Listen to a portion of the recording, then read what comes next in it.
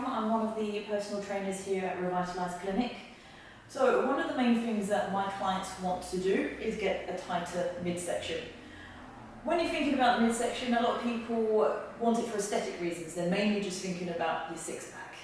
But the core is so much more than that, and it's so much more important than just the six-pack. When working the core to get that tighter waist, you want to be working through your front, your sides, and the back. You should always think about the core as a whole element. So some of your main exercises are broken down into your crunches and your sit-ups, which are going to work the front of your core. Then you've got your obliques down the side, which is going to be any kind of twisting motion. And then you've got your back, which can be through back extensions or anything that stabilizes down the muscles that surround the spine.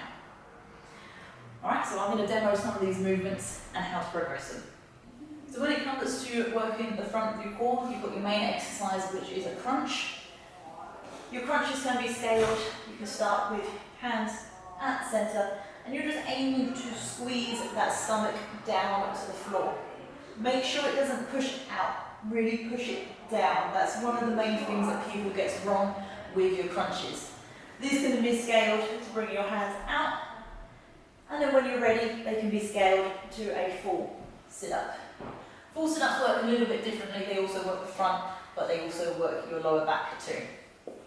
When it comes to your oblique muscles, which is the side, there's lots of different ways you can work them as well. You can work them from a seated position, as so. You can either do your reaches, reaching down, or you can do some side crunches coming across the body.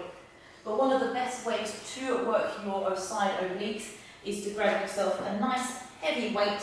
You can go lovely and heavy on this, nice and strong, and you're going to bring it down to the side until you feel the stretch, and then crunch it over to the other side.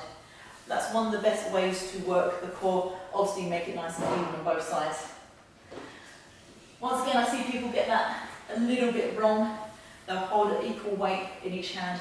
You only need the one weight in one hand to work one side. Swap it over, go for the other side. When it comes to working the lower back, once again, there's lots of lovely things you can do with your lower back. We'll go for some seated positions. Anything in a nice strong position, C-sit, slight tuck of your hips, keeping the chest up, keep it nice and stable. That will work the stabilizing muscles in the spine.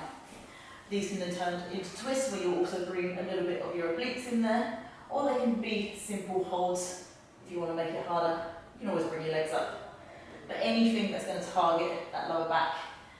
And then equally, if you want to bring it a little bit more into those actual side muscles, lay yourself over, flip it over, and lift up through the chest. These can be scaled, you can do a little movement, or you can make it bigger, lifting up.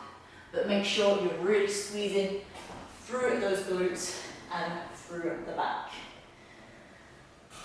They're your main exercises for tightening that waist. You've got to think about the whole part of that core, not just those aesthetic six-pack abs. So if you want to train with me here at Revitalize Clinic, feel free to contact us through our website or via our number here at our office.